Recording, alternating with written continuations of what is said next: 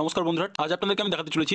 আপনি যদি আপনাদের পরিবারে নতুন একজন সদস্যের নতুন একটি রেশন কার্ডের আবেদন করতে চান, তাহলে 2024-এর এই সময়ে দাঁড়িয়ে নতুন রেশন কার্ডের আবেদনের নিয়মে বিরাট বড় পরিবর্তন আনা হয়েছে। তাই ভিডিওটি শেষ পর্যন্ত অবশ্যই দেখবেন। ভিডিওটি ভালো লাগলে লাইক করবেন, চ্যানেলটিকে সাবস্ক্রাইব করে পাশে রাখা বেল আইকনটি প্রেস করে নোটিফিকেশন অল করে রাখবেন। সবার সুবিধার্থে ভিডিওটি শেয়ার করবেন। তো চলুন শুরু করি। তো তার জন্য প্রথমে আমরা চলে আসবো food.wb.gov.in অফিসিয়াল ওয়েবসাইটে। এই ওয়েবসাইটে আসার পর পেজের ডান দিকে পিডিএস খাদ্যসাথী বেনিফিশিয়ারি এই যে অপশনটি আছে, এখানে আমরা ক্লিক করব। ক্লিক করার পর আমাদের কাছে এই ধরনের পেজ ওপেন হবে।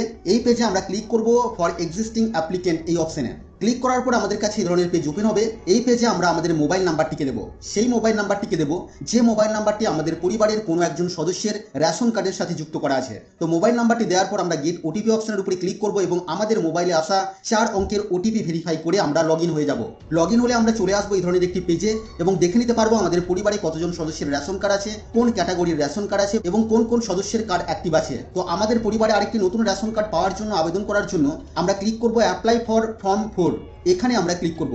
ক্লিক করার পর দেখতে পাচ্ছেন আমাদের কাছে কিন্তু একটি কনফার্মেশন আসছে। আমরা এই কনফার্মেশনটিকে বুঝে নেব। বাংলায় দেওয়া আছে, আপনারা নিজেরাও পড়ে বুঝে নিতে পারবেন। বলা হচ্ছে আপনার পরিবারের বর্তমান ক্যাটাগরি হলো এনএফএসএ এর আন্ডারে পিএইচএইচ অথবা এসপিএইচএইচ এবং রাজ্যের জন্য এটির একটি সীমা রয়েছে। বর্তমানে সর্বোচ্চ সীমা পৌঁছে গেছে এবং বর্তমান পিএইচএইচ অথবা এসপিএইচএইচ কার্ডের মৃত্যু বা আত্মসমর্পণের কারণে স্থান না পাওয়া পর্যন্ত আমরা নতুন পিএইচএইচ অথবা এসপিএইচএইচ কার্ড ইস্যু করার অবস্থায় নেই। এই প্রক্রিয়ার দীর্ঘ সময় লাগতে পারে। আপনি আপনার পুরো পরিবারকে RKSY-1-এ রূপান্তর করতে পারেন, যা একই সুবিধা বহন করে এবং সমস্ত সদস্যের অনুমোদনের সাথে সাথে RKSY-1 কার্ডটি পাবেন। তো বিষয়টা হলো এটা যে কেন্দ্র সরকারের পিএইচএইচ এসপিএইচএইচ যে সমস্ত কার্ডগুলি রয়েছে, রাজ্যের জন্য তার একটি সীমা রয়েছে। বর্তমানে সেই সীমা কিন্তু সর্বোচ্চ পৌঁছে গেছে, যে কারণে নতুন পিএইচএইচ এবং এসপিএইচএইচ এর কার্ড কিন্তু হতে সময় লাগছে। আপনি যদি অতি সত্বর বা খুব তাড়াতাড়ি একটি রেশন কার্ড পেতে চান, তাহলে আপনাকে আপনার পুরো পরিবারের যে পিএইচএইচ বা এসপিএইচএইচ রেশন কার্ড আছে সেই ক্যাটাগরি পরিবর্তন করে RKSY-1-এ রূপান্তর করতে হবে এবং তাহলে আপনি খুব তাড়াতাড়ি নতুন যে কার্ডের জন্য আবেদন করছেন সেই কার্ডটিও আপনি পেয়ে যাবেন। তো দেখুন, এখানে বলা হচ্ছে আমি অবিলম্বে কার্ড পেতে চাই, তাই আমি আমার পরিবারের সমস্ত কার্ড RKSY-1-এ রূপান্তর করতে ইচ্ছুক। যদি আপনারা পেতে চান এইভাবে, অর্থাৎ আপনাদের সমস্ত কার্ড যদি আপনারা RKSY-1-এ এই ক্যাটাগরিতে নিয়ে এসে নতুন তাড়াতাড়ি কার্ড পেতে চান, তাহলে কিন্তু আপনারা এটা সিলেক্ট করবেন। আরেকটি এখানে দেখুন অপশন দেওয়া আছে, আমি আমার বর্তমান পিএইচএইচ অথবা এসপিএইচএইচ শ্রেণী কার্ড রাখতে চাই এবং নতুন পিএইচএইচ অথবা এসপিএইচএইচ কার্ডের জন্য অপেক্ষা করতে প্রস্তুত। তাহলে আপনারা এই অপশনটি সিলেক্ট করবেন। তো আমি দ্বিতীয় নম্বর অপশনটি সিলেক্ট করবো এবং তারপরে আমরা প্রসিড অপশনের উপরে ক্লিক করবো। প্রসিড অপশনের উপরে ক্লিক করার পর আমাদের কাছে দেখুন এখানে প্রথমেই অ্যাড্রেস দেওয়ার জায়গা আছে। আমরা এখানে অ্যাড্রেসগুলি দিয়ে দেবো। ব্লক সিলেক্ট করব, গ্রাম পঞ্চায়েত সিলেক্ট করব, তারপর এখান থেকে ভিলেজ সিলেক্ট করব। আমাদের বাড়ির নাম্বার যদি জানা থাকে তাহলে আমরা এখানে দিয়ে দেবো।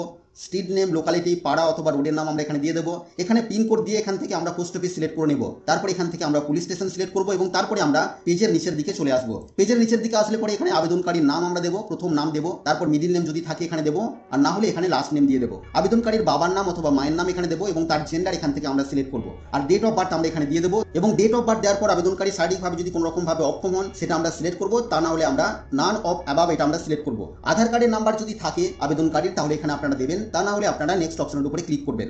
আবেদনকারীর বয়স যদি 5 বছরের নিচে হয় সেক্ষেত্রে আধার কার্ডের নাম্বার বাধ্যতামূলক নয় আবেদন করার ক্ষেত্রে। তো আমরা নেক্সট অপশনের উপরে ক্লিক করে দেবো। নেক্সট অপশনের উপরে ক্লিক করার পর আবেদনকারীর তথ্য আমরা এখানে দেখে নিতে পারবো এবং তারপরে আমরা এখানে চেকমার্ক করবো। তারপরে আমরা প্রসিড অপশনের উপরে ক্লিক করবো।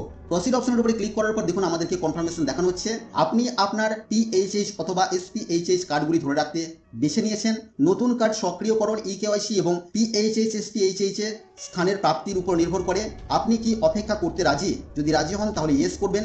ইয়েস করার পর আপনারা এখানে যদি আধার কার্ডের নাম্বার আগের পেজে দিয়ে থাকেন তাহলে আধার কার্ডের স্ক্যান কপি এখানে আপলোড করবেন। আর যদি 5 বছরের নিচে হয় সেক্ষেত্রে আধার কার্ড না দিয়ে সরাসরি আপনারা বার্থ সার্টিফিকেট এখানে আপলোড করে দেবেন। ব্রাউজ অপশনে ক্লিক করে আপনারা বার্থ সার্টিফিকেট এখানে আপলোড করে আপলোড অপশনের উপরে ক্লিক করে দেবেন। আপলোড অপশনের উপরে ক্লিক করার পর আপনারা চলে আসবেন এই ধরনের একটি পেজে।